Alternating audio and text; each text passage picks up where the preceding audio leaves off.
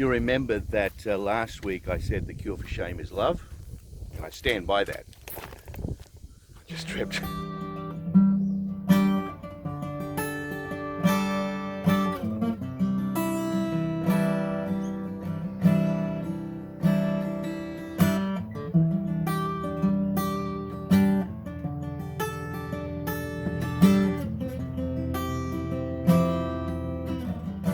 G'day, I'm Roland Hearn, and this is a walk in the garden. These spectacular pink gum trees here, beautiful, isn't it? Today I am at Lake Sampson Vale, better known as North Pine Dam, and there it is over there.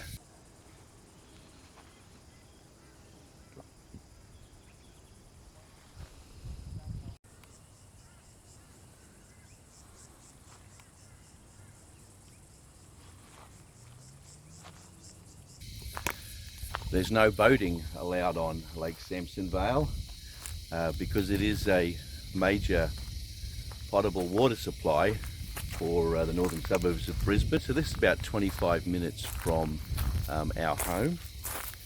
The lake is dammed on the North Pine River, and it's about just a little over 2 hectares of water supply. And that's about 4.5 acres, I think.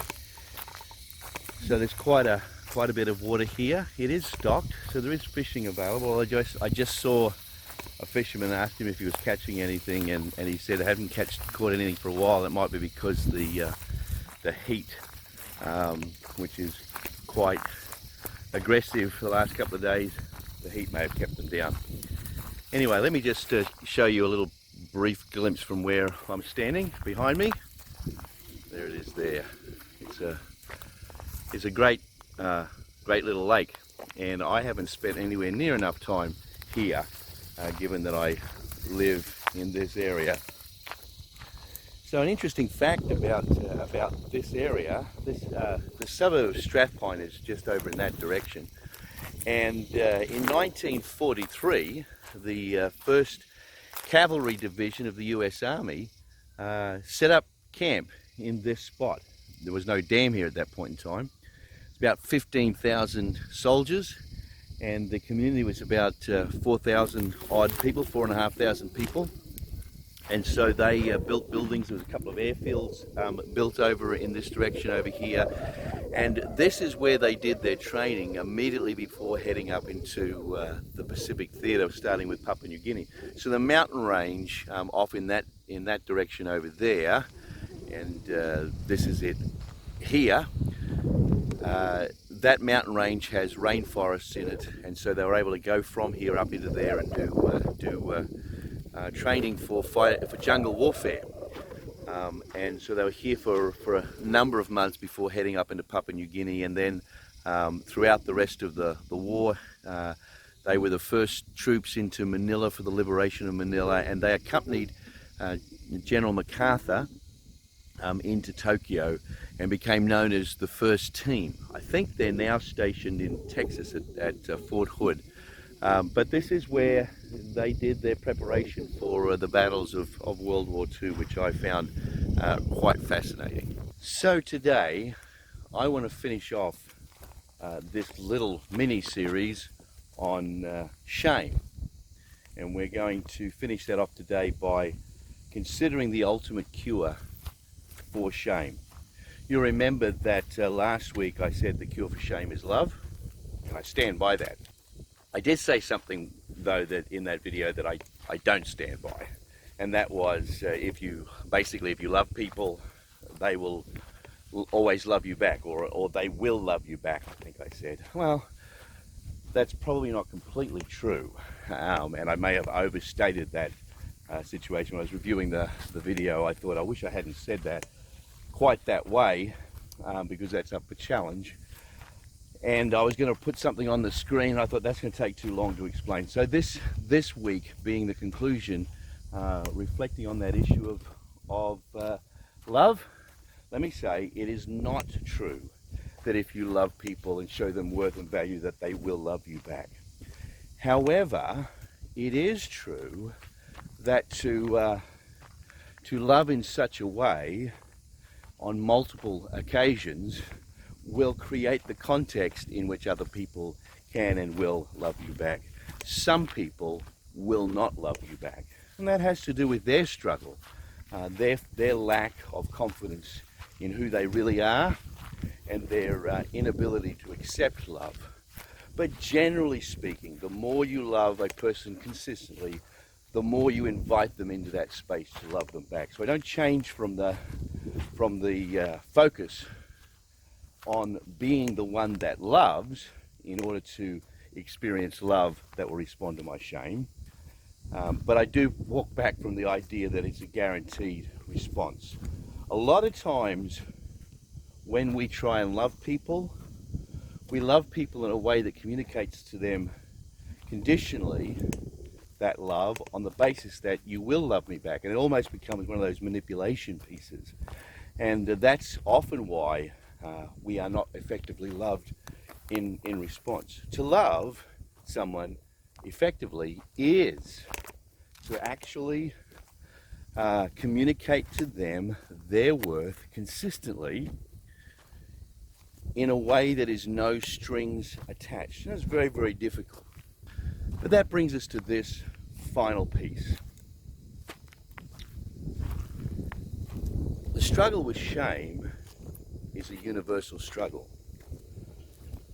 I've met people that say they don't struggle with shame, but their lifestyles, their defensiveness, sometimes are very arrogant people, sometimes are very overpowering people, sometimes they're very withdrawn people, and you might say that that's a personality thing, except the ultimate result of the way they lived was a disconnection in relationship that confirms to me the underlying reality of shame. So I've maintained this perspective. Everybody struggles with shame at some point. And it is that universality of shame that reflects the universal desire for love. So these things are common in the human experience. That experience of shame and its accompanying worthlessness, and the desire to be loved, which we understand in terms of being valued. For me, that concept says there is something beyond our humanity and our struggle that speaks of the desire for love. Now I know, I'm very aware that from a scientific perspective, we may very well be able to argue that the need for love and the power of shame is about human survival. That we are only able to survive if we are together in groups, and shame helps us define the parameters across which we won't pass because we want to be a part of that group, and love binds us to that group. So that's not an illegitimate observation. And yet love has this power. Love has this dynamic that is transcendent beyond simply the function of desire to remain in community. Look at a way that a mother or a father loves a child, and there's this transcendent quality to it. Look at a way a couple loves each other, and there is this transcendent quality to it. In our best friendships, in our best relationships, the quality of love will bring people to the place where they'll give their lives for each other. And in fact, people will give their life for a group of people that they don't even know necessarily, because of that transcendent nature of love. And so while it may remain a point of debate, for me, that brings me to a profound conclusion. And the conclusion is this: that which convinces me of the existence of God is this foundational desire for love. And what's more, it is the ubiquitous, universal presence of shame that says somehow that relationship with that source of love has been compromised, and as humanity, we live without that relationship. And so all of our struggles to protect ourselves emotionally and socially are struggles with our certainty that at some point we've lost love that we desire to have. Or perhaps I could say it this way: the loss of that love has shaped us in a way that has caused us as a species to struggle with the sense of worthlessness. Now, this is one of the things that convincingly leads me to the space of faith. Those that have faith with me, I ask you to think about some implications of that. Those that struggle with faith, I have no capacity to tell you that this is the only way to think about these things. But I invite you to think about these things because maybe there's something here that could be really revolutionary. So, if there is a God, the idea that God is love beyond anything else is the only reasonable idea. Because if God is something else that comes down to the idea of self-interest, self-propagation, then we are in trouble, because we know that as human beings, that those kind of self-interest things are the things that break relationship. So if you imagine a powerful God that had that capacity for being self-interested, you can imagine that such a God could in no way be trusted. And so we could see, even in humanity's ancient mythology, that idea of God or gods, this self-motivated beings that are incredibly powerful. But they fail and they are frail, and ultimately they aren't much more than just a projection of human struggle.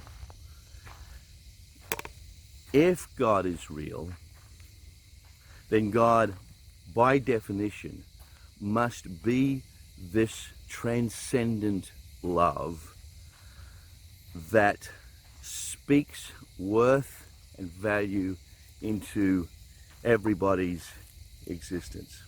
If God is such love, then it would be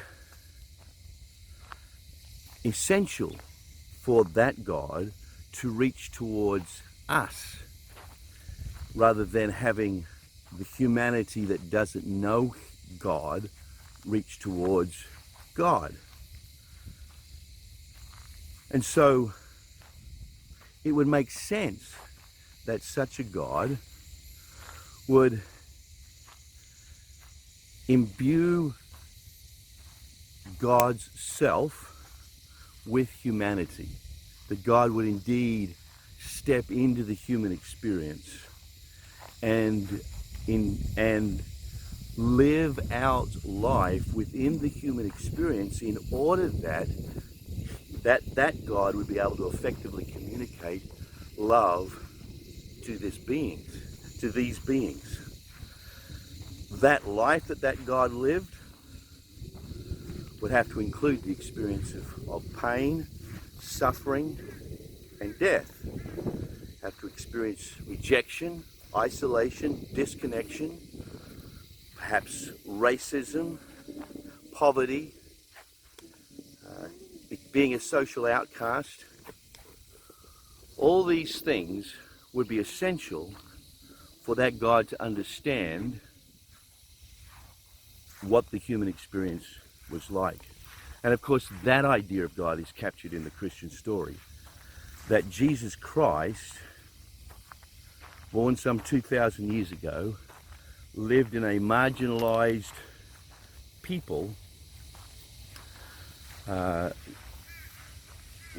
found himself in a space where he was speaking out values that were inconsistent with the communities in which he lived, would end up suffering at the hands of the humanity with which he lived.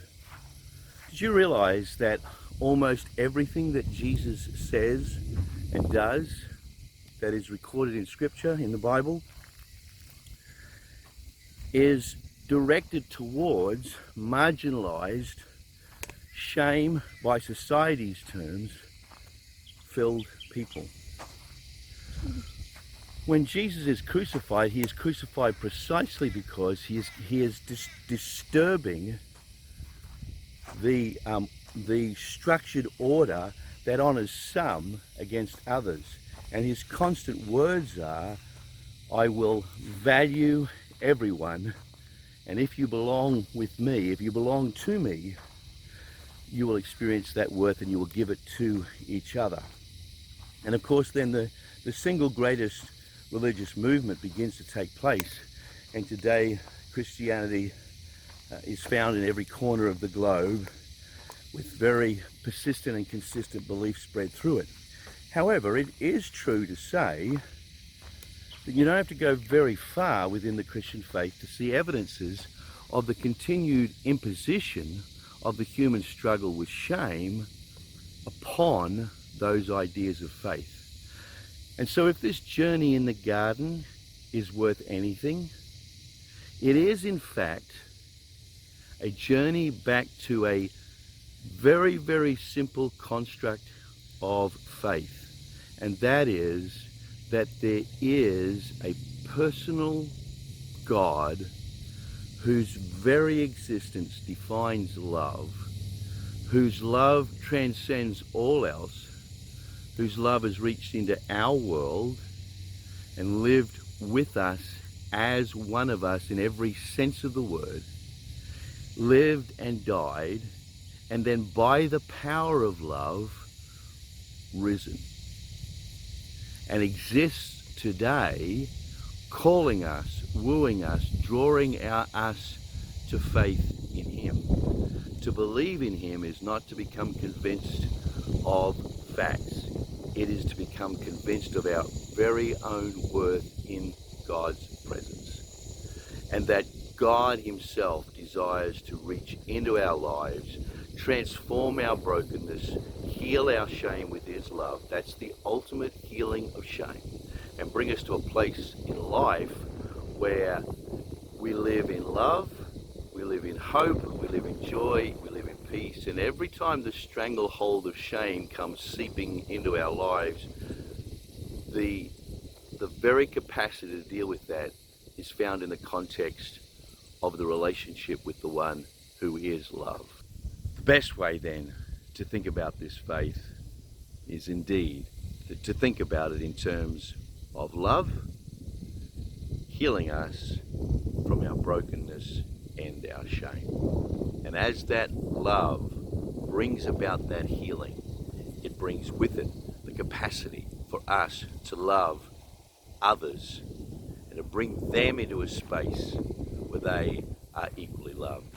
The Christian faith should be defined by the way we love, not anything else. And that is in fact one of the things that Jesus said, they will know you are my disciples by the way you love one another. So that's the healing from shame. That's how we we are delivered from shame, at least from my perspective. I'm confident as we open our hearts to such love, the healing from that struggle of worthlessness comes in abundance. So thanks for taking this journey with me through these ideas of shame. And we shall continue our journey in the garden next week, and I'll see you then.